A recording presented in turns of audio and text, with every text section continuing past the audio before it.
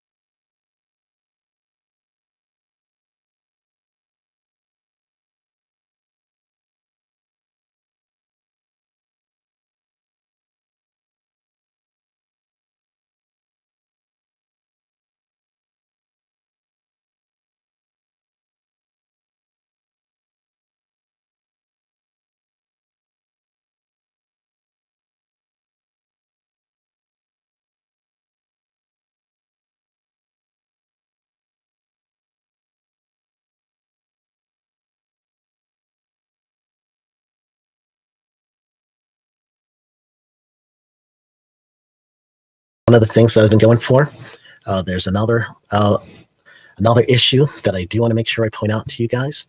This one in particular is regarding Amazon. See, A lot of you that are listening, and Amazon's been hiring like mad in environmental safety and health. I've noticed even people who are consultants being poached from their consultancy and going to Amazon. So they're actively trying to help. However, we got an article here. And this article is going to tell you a little bit about what just happened recently in this week. So here I am. You see me looking back and forth. I got two screens over here. So I'm going to grab my other screen and pull up one more tab for you guys to see. And this one is particularly related to the citation that Amazon just got. So this citation here that you're about to see on the screen is brand new. And what we do have on this one is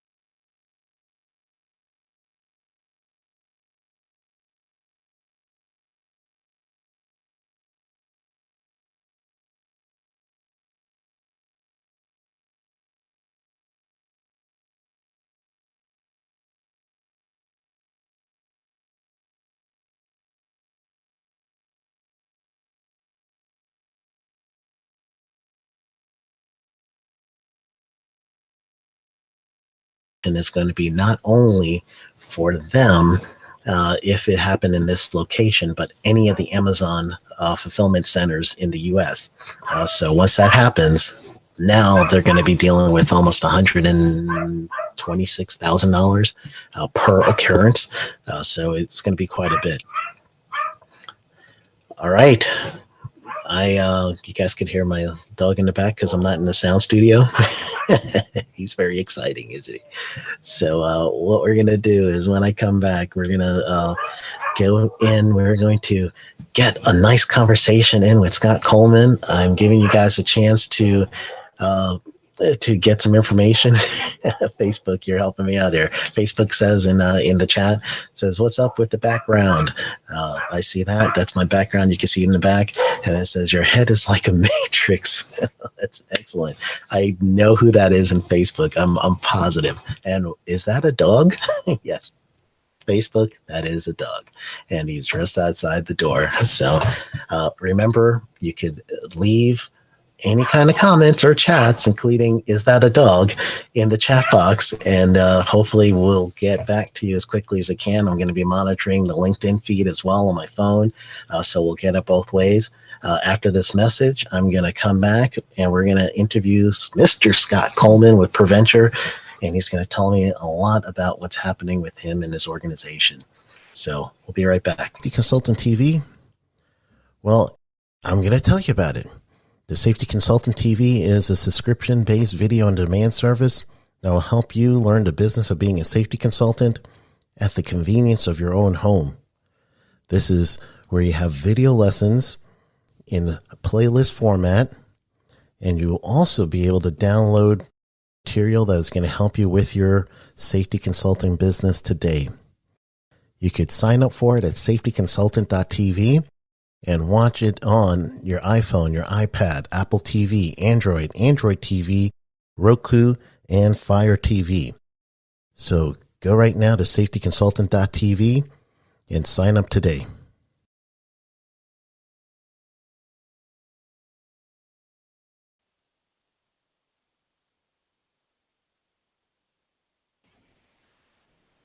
All right. Well, welcome, Mr. Scott Coleman, my very first guest on this. See, I surprised that one on you, didn't I? Yeah. Thanks so much for having me. I've been looking forward to this. So yeah, it's really exciting. It's been wonderful. And Facebook user, I do miss you too. I see. Can you see any of the chats there, Scott?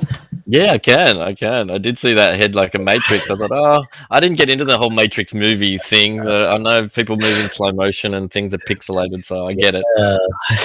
That's great. Well, I want to thank you so much for coming on the show and being part of it. And this is going to be broadcast and rebroadcast over for those of you on the podcast that are listening to this. This first came out on a live stream. So you're going to have to get on my LinkedIn, my Facebook groups, and the YouTube in order to get the live streaming in. And that's all Safety Consultant is the branding, if you will. So Preventure. Before we talk about Preventure itself, well, first tell me, give us a hint of what got you into safety and health, and I know it's going to lead into Preventure as well. So let's do a little bit of both. So a little bit of your background, if you don't mind, sir, and then also just tell us what you got.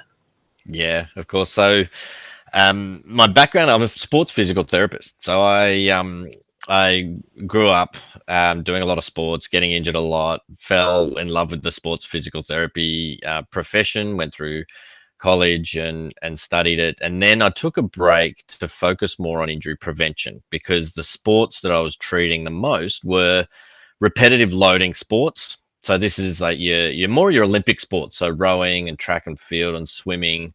And I found that in Australia in particular, so I'm sure you've all picked up my accent, I am Australian. And in Australia, we don't have the depth of talent that other countries have when it comes to Olympic sports. So when we do have someone that's world class, we need to protect them. And so the Australian system involved using whatever systems possible to identify injury risks early to prevent them happening. And these were, like I said, repetitive loading sports. So it came about that my career ventured down this movement analysis path. And the best way to analyze movements is through wearable technology. So I took a few years away from the physical therapy profession to become a biomechanist, focusing on wearable technology and movement analysis. And this was in the mid 90s. The mid noughties. So leading up to the 2008 Beijing Olympics was when I was really heavily involved in movement analysis for injury prevention. And around that time, my mother was working as a nurse. She was sort of heading towards the end of her career, sort of the last decade of her career. And as we all know, nurses put the care of their patients before the care of themselves. She moved in a way to a patient had fallen. She moved in a way to help the patient and hurt her back and ended up having 7 levels of her spine fused. And so at the time I thought, well, why were you moving the way you were moving? Was there a way that you could have identified the risk that you were under? And she had developed bad habits, as a lot of these workers, especially healthcare workers, but workers in all physically demanding occupations, we all know they develop bad habits, whether it be shortcuts or whatever it is, or whether it be movement patterns that they've developed to compensate for a previous injury. My mother had a previous back injury, and so she was moving in ways to compensate for that and never had it addressed. And as a result, her injury led to an early career retirement and ongoing pain and suffering that's continuing today. So while I was making a big difference doing movement analysis and injury prevention for these elite athletes, I realized the same process could easily be used to make an impact to the lives of millions of physical workers globally. So I started scratching the surface, asking my mum, what was the injury prevention program like in the hospital that you worked in? She had a safe lifting manual provided to her when she started 5-10 years prior, and that was it. And that safe lifting manual sat on the shelf in the head office. And that was it. And that's part of the reason why she ended up with an injury, because there was no ongoing checkpoints to see whether her movement patterns were correct. There was no ongoing training. There was no refreshers. There was nothing. So I started thinking, all right, well, how can we translate or transfer a lot of the technology and the processes used to protect the world's best athletes across to the workplace? And that's what we did. So I got support from the Australian government through a grant, and we started, and we got some partners who helped us test what we were doing. I worked for Aon, one of the world's biggest insurance brokers, in their people risk team for 2 years to understand the needs of all the stakeholders, being the workers most importantly, but the employers, the insurers, the brokers, the safety professionals as well. And we wanted to make sure that we built something that could be used by all stakeholders, not just build something to address the needs of the employer and neglect the worker, or build something that reduced claims cost for the insurer but neglected everyone else. We wanted to make sure that every stakeholder in this whole process is going to benefit from whatever we build.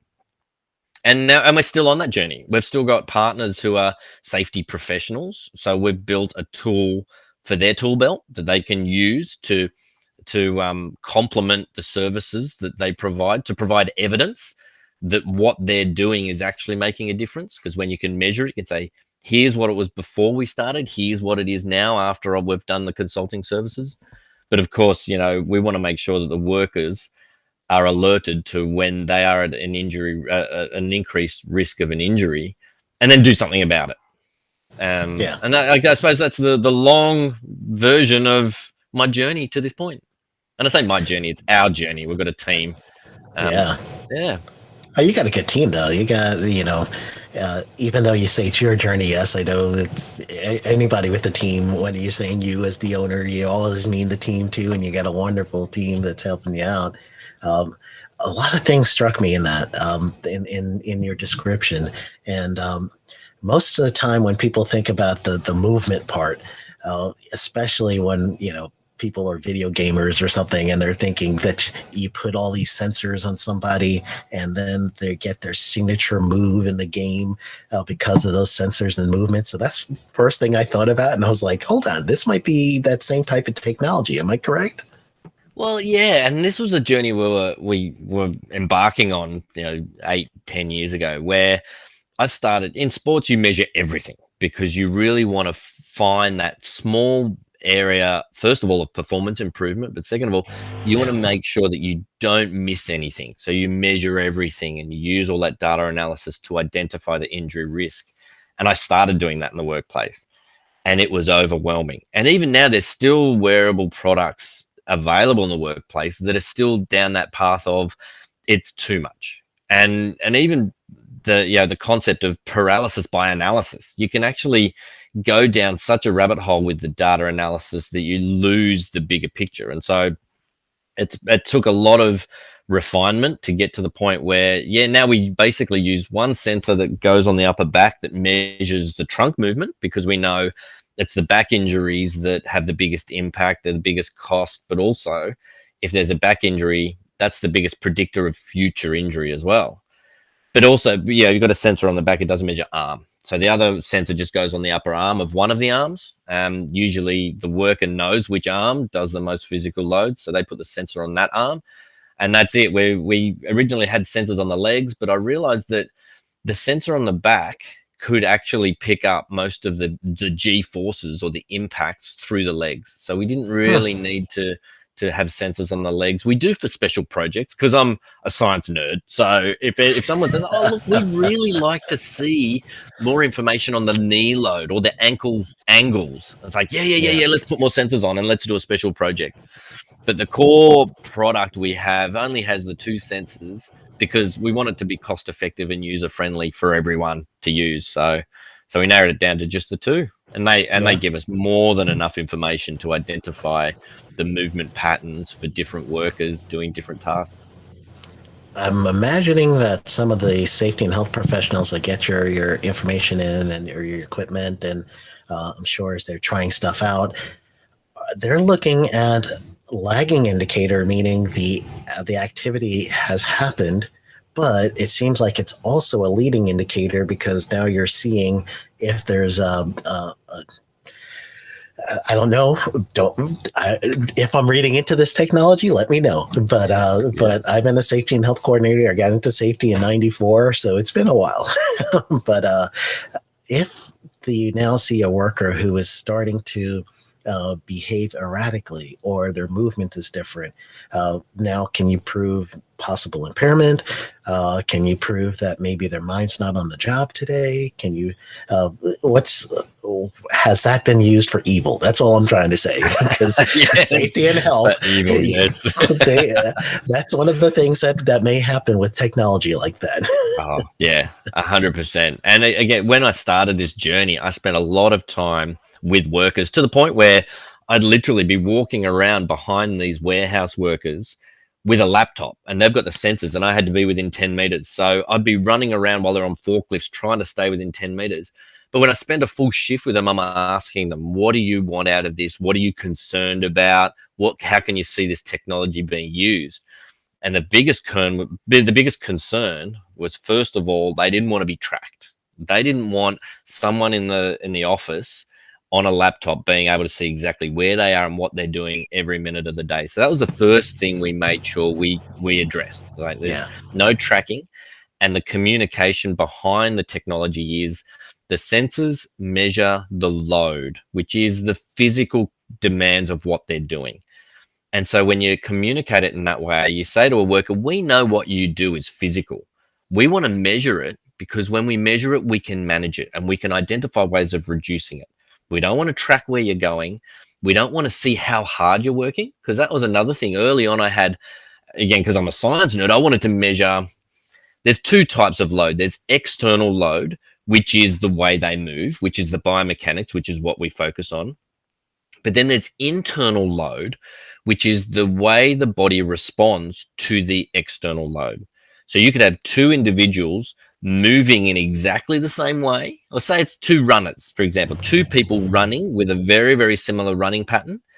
They're not necessarily going to have the same heart rate, because the internal load to run that way for one individual is different to another. So I thought, imagine if we could measure the internal load of all these workers. You could work out who's moving more efficiently because their heart rate's lower. But workers are going, no, not interested in heart rate, because that's a measure of exertion. And the boss could say, you're not working hard enough because your heart rate's not as high as everyone else's, so you're slacking off. So we straight away said, no heart rate, no GPS tracking. We wanted to measure the external load, which is basically the way they move to exert a force, because physical work is about exerting a force, whether it be pushing or pulling objects, lifting, carrying, whatever it is. It's about exerting the force. And early on, it was like, wow, I wanted to measure the force, and we did. But then I realized that the force for a task is the same for all workers. So going back to the Amazon example that you said before, in those Amazon warehouses, the force to move packages around that warehouse is the same for every individual, but every individual will exert that force differently by moving differently. You're going to have taller workers moving different to shorter, different gender, different injury history. Someone with a knee injury history is going to move differently to someone without a knee injury history. That's what we focus on. You measure the way the workers exert the force. Then going back to your lead or lag indicators, you can say, all right, the lead indicators, we know workers moving in this particular way have a higher risk of overload. Let's address it before it becomes an injury, before they get overloaded.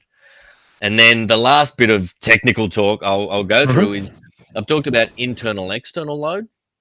When you look at external load, there's two components, and this concept has evolved through elite sport, where all athletes, no matter what the sport is, like you'll see there's a lump in the back of their jersey, whether it be ice hockey, basketball, baseball, you name it, they're being monitored for load, and the load is classified as acute load, which is, for example, the intensity or measuring the physical demands of a training session or a competition. So the acute load for a basketball game for our group of athletes is X. So there's a number for that. And they can say, all right, well, who's above, who's below that load number If they're above the load number, we need to manage them differently than if they're below the load number. So that's the acute load, and we can do that in the workplace. So a task is considered acute load, where you measure the demands of a particular task. And that's great. But then you want to look at how that looks over a shift, and that's chronic load. So with an athlete, the chronic load would be the training cycle. All these athletes go through training cycles, so they go through peaks and recovery periods, Mhm. and that's the chronic load, which is made up from all of these acute loads. So we do the same in the workplace. We measure the demands throughout a full shift, and that's the chronic load. And then you get that balance, like which workers are coping with the acute load and which ones are not. There's the lead indicator. Let's do something with these workers who are not coping with the acute load. So the workers who are doing tasks in ways like my mother, who had a bad habit. She was moving patients in a way she shouldn't have.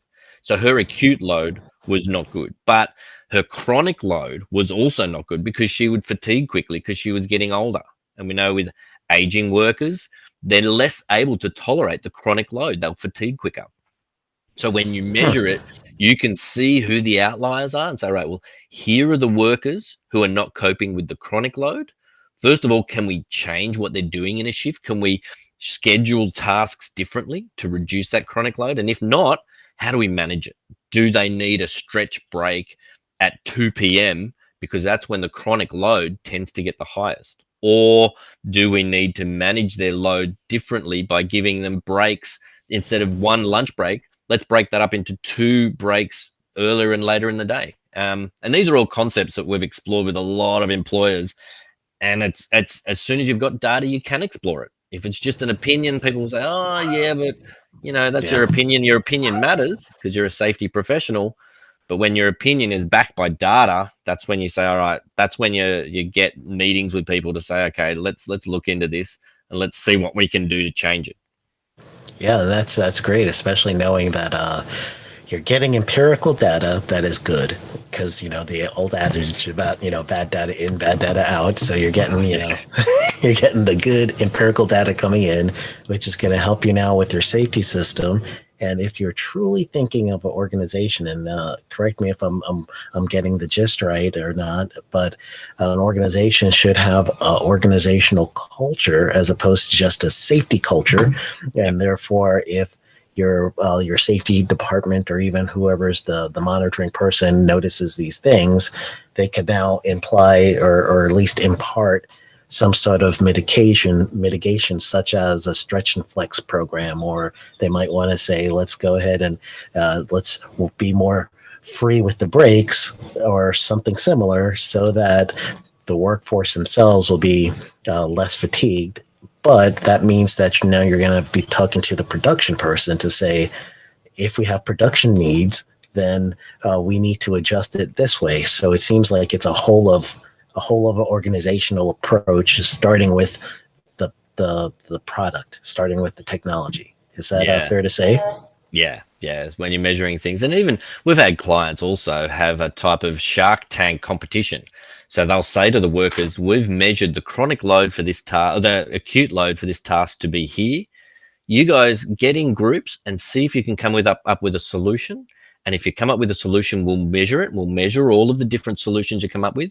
And the winner, the one that reduces the load the most, we will fund it, but you'll also get a prize, which might be, a barbecue or some tickets to the football or the baseball. So that way you're involving the workers in finding the solution. They're engaged. It's a competition. It's measured. So the result isn't someone saying, oh, we like that one better than that one.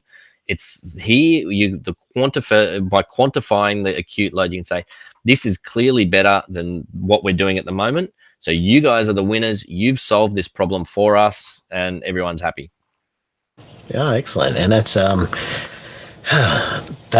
the true idea behind what people are calling either safety differently, or they're calling it where it's the term would be. I guess the technical term might be human and organizations performance, where you're looking at not only the human themselves, but their activities, their tasks, and how they fit into that environment. So now you're going to be challenging in the safety side, the behavioral people, or maybe you're giving them some fuel. I don't know, but there's people on the behavioral science side that they're just going to observe a behavior, and then they're going to want to mitigate from the behavior being observed. This could be a tool to help them, but then if they take it a step further and put it in what I'm hearing you say is more of a learning team mode, saying we identified these risks, let's get together and let's figure out from bottom up, how can we fix this? And it's so funny that the workers are the experts. And I remember when very early on in this journey, when I was actually sent out to do a site assessment and to deliver manual handling training to this publisher. So it was a book publisher, and I had never done any of their tasks. And I turned up and I'd been given a PowerPoint of the correct lifting techniques and all of this information about how they should do their job. And I got rolled into this environment, and these people came in for their hours worth of manual handling training, and they were all there with their tea and their coffee, and they just switched off. And I just basically said, this is ridiculous, because you guys are the experts at how to do this task. So I can go through these slides and I can show you what the theory is on the best way of lifting and all that sort of thing. Or we can just start talking about it, and you guys can tell me what you find is the most difficult part of what you're doing. And let's see if we can put something together and go to management and take it to them and say, look, here is the theory. Here are all the ways they should be doing it. But they can't do it that way because of all of these reasons that need to be addressed. And when I started talking like that, I could see the manager basically starting to pull his hair out, saying, don't do this. But then afterwards, they said it was the best. All of the staff came back and said it's the best training they've ever got because they were asked. They were involved. It wasn't just some physiotherapist who's never actually been on the floor, like the warehouse, have just come in for the day, told them what they think they should do, and then left without actually understanding the physical demands of what these workers had to do. So I think that was like month number 2 of me leaving sports physio and heading into OHS. And it really brought to my attention the fact that the workers need to be involved. Yeah. In your experience, now that you're starting to get more exposed to workers' safety and health, and the other side of the stuff that I've been familiar with, stuff that the audience has been familiar with, you're coming in as an outside party. As a whole, just maybe a little outside of the conversation, but as a whole, how do you think we're faring as an industry to try to protect the workers from the sample points that you're getting?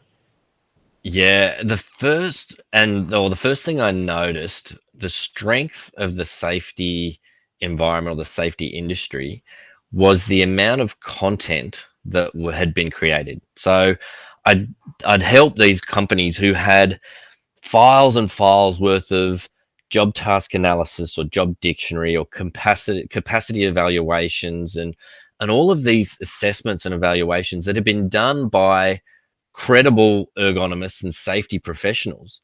So really, really good content on what the risks were and suggestions on how to change it that was not being used. That was either sitting on a shelf as a hard copy or sitting in people's computers and say, we did this ergonomics analysis on our process and it was a really, really thorough report that nobody did anything with. And so same with training. Like I said, I went to this publisher and they had this incredible detailed manual handling training pack that wasn't being effective because the workers had to sit through a PowerPoint presentation that they didn't really care about. So as soon as you take that content and deliver it to workers in an engaging way that they can relate to, then all of a sudden that value can actually be used to change behavior. So the biggest thing I noticed was there's a lot of content there that could be valuable, but it wasn't because of the process of which it was being delivered to the workers. So we took a step back and say, okay, we've got this problem. We've got this incredible content. We've got the workers here who aren't listening to it. If we can link them together by, first of all, breaking it down, delivering it to workers using nudge theory of behavior change. So delivering training to workers in small amounts at increments throughout the year, but at times when it makes the biggest difference, which is when they're at work. So no point in dragging them off the work site, putting them in a training room, which is a completely different environment, and showing them PowerPoints. They'll switch off. But if you take the modules, if you take the content and drip feed it to them throughout the year, where they might do a 3-minute module at the beginning of every third shift. That way they're there, they're in the environment, and it's problem solving, so it gets them thinking about it. So that was the first thing we did. We started using the content and delivering it to workers in a better way. But then we started packaging it with content that was relevant to them. So they can say, well, yeah, this is manual handling training that's been decided on by a university who did research. That's not relevant to me. But if you pair that with videos and data of their co-workers or even of them, if you show a worker a video of them with a chart showing what the load is on their body, they all of a sudden go, that's me. And that spike is the load on my back when I climb out of the truck without using 3 points of contact. I get it now. I was like, oh, yeah, I've had safety people tell me, use the handles, lower yourself down, whatever. I'm in a hurry. I'm going to jump out of that truck and go and unload the truck so I can get home. You show them a video and a chart. They don't have to be movement experts, but if they see there's a red line on the chart and the spike goes above the red line, they go, all right, that's bad. Let's do it again. And let's show them a video of what it looks like when they lower themselves down slowly, and that sticks with them and they remember that. So all of a sudden, this research and this safety training content that's really valid and it's reliable and it's proven by research, that actually becomes relevant to the worker, and the worker gets it, and then they hopefully will change their behavior off the back of that. So that, I suppose, the biggest finding I found was taking that connection of the content and the expertise that's out there in the safety industry. And a lot of people listening to this or watching this, well, they're experts. How do we get that expertise into the workers to change their behavior? And that's the platform that we've built to help that. Oh man, that's great. Because quite honestly, I like all of that is good. I mean, like here. Oh, the crowd cheers. Where did you get the crowd? You gotta... I got the board right there. Yeah, I pop up the board every now and then. So that was great. Because honestly, I feel like everybody always tries to corner me on, am I behavioral-based safety or am I human and organizations performance? And I say, man, it doesn't matter. At one point, you really have to look at the workers. You're looking at the performance, yes. And you're looking at if someone has an at-risk behavior, then we're going to try to work that out, yes. But even better than that, how can we each get our minds together, talk about what's going on, talk about the activities, even talk about things you may not want to, such as rules and regulations and things that are holding the workers back. And now you could actually bring to light some of those things, and together as a team, as a unit, you work together to solve it. So it seems like the technology itself, especially since it's dealing with the number one overexertion, has been the number one thing that is the most costly for the insurance companies. So that's a major, and businesses in trickle down effect, but it's a major thing. But the mindset of it is, and then the idea of it is, to me, is if the company is all in it together, they're using the technology to start the conversation, then that might end up being something where the organization as a whole can start talking about more things together and start working out things more. So it seems like though your system is set to recognize a hazard that is great hazard, the solution to everything is not only the data, and interpreting the data correctly, but then the conversations it opens. So is that a fair assessment on that one? Yeah, 100%. And from the day we set out on this journey, we wanted to build a tool that provided information to get people talking and to remove assumptions. As soon as you start removing assumptions and exploring different opportunities or different avenues to keep the workers safe, then that's the key. And that's been our goal from day one. Get as many sensors on as many workers, because we know the reports will actually identify risks that can then be addressed. All right, excellent. Any questions from anybody listening? Please go ahead and fill the chat box on LinkedIn. Edgar, I see you on the chat box there. Thank you. I guess I'm looking good, apparently. So thank you, Edgar. Or maybe that was for Scott. I don't know. He says looking good. So one of us is looking good. I think both of us. Let's just there we both go. I'll go with that. Both of us are looking good. So if there's any questions or comments that you guys want to ask, especially if you are thinking about wearable technology, this might be a good opportunity to do this. And I do want to just find out, a lot of my audience, especially those that are going to be listening on the podcast version of this, they are starting their own business or they're ready to start their business. How do you reach out to consultants or get people who don't have an actual facility to go to day to day? How do they get involved in being either partner with you or something similar, someone in my field where I go to many different employers? How do we work with you on this?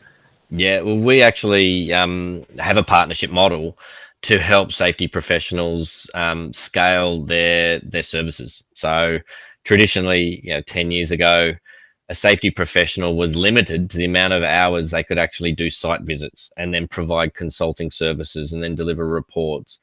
But like I said, it needs to be an ongoing, sustainable engagement. And so if you actually have sensors left, and you go to a site and you train them up on how to use the sensors, you've got a champion who's going to look after them, and then they rotate the sensors around the workers and they know how to do task assessments, then you can actually provide your services online using our dashboard. So you go in, the data's coming in from anywhere around the world. We've got sensors throughout Europe and throughout Asia Pacific and of course throughout North America, and you can be anywhere in the world and you can log into the dashboard, see what's happening with the data, and then you can provide monthly updates to your client. Just go in, look at the numbers, say, all right, well, the acute load for these tasks is coming down. The chronic load for these locations, you can have different locations. This location, for some reason, the chronic load's going up with this particular occupation. And we help with that, of course, because as I keep saying, I'm the science nerd, so I love going into dashboards and saying, look, can you help me with this? And we jump in and say, yes, look at these trends, and here's how you can report this back to your client. And that's a way of using the sensors to expand your scope. It's almost like each set of sensors is a set of eyes that you've left at that work site that can keep feeding you this information, so you can keep providing value to these clients once you've left and once you've moved on to the next site, and it enables you to get more out of every hour of the day. Oh, awesome. Well, thank you. I got another question. I know we're getting towards our quitting time, but for those people that have ideas, or even those that are listening and they want to get into something, they're ready to launch out, they're getting restless with where they are, or they may have seen a need and they think, I got the solution for this. You took action, you did it, you got a company behind you. What would be your tips that you would say to someone who wants, who wants that? Yeah, I noticed a face there. Yeah, I'm not, and I went through accelerator programs and I got funding and I managed to get funds from investors because I was passionate about solving the problem. I'm not passionate about building this multiple global huge unicorn of a company. And that's why I get help. I get help to build the company. I'm passionate about solving a problem. And it's hard work starting from scratch and building a product, and then you've got competitors coming in and copying, and it is hard. So if you are thinking about heading down that path, I can definitely give you some advice, but if you need to be passionate about the problem you're solving. Otherwise, during the hard times, it is really tough to keep going because you're going to get kicked and you're going to get put down. And I knew as soon as I started this, I'd seen firsthand the problem I'm trying to solve, and I see it every day. And whenever I speak to my mother, the pain she's in, it's like that shouldn't have happened. And I'm going to prevent that from happening to other people's mothers and fathers and family members and friends. And so it's been that passion and drive that's got me through. As far as as far as advice on building a business, I'm the wrong person to talk to. But as far as advice on being passionate about solving a problem, then definitely, if you're not 100% passionate about it, then it's going to be tough. If you are 100% passionate about it, then you'll have the fuel to get through and do what you need to do. All right, fair enough. See, everyone knows when to stay in their lane, right? Or at least you would hope so, right? Yeah. No, that was just wonderful. I really appreciate you coming on and sharing your insight. Any last thing that you'd like to share with the audience before we take off? No, just thank you so much for doing this in the first place. It's an amazing thing that you do, and we all appreciate it. And thanks for asking me to join you. No, that was awesome. Thank you so much for being on and being our first guest. So I am going to go ahead, since we're like, I normally try to do this right around the 40 minutes, 45 minutes mark, because everybody's got stuff to do, especially when I do it in the evening, or sometimes I do on weekends. So we're there. I'm good. So thank you, everybody, for hanging out with me. And Scott, thank you so much for just sharing your time, insight, your technology with the safety world. It's been awesome. So I truly, truly appreciate you.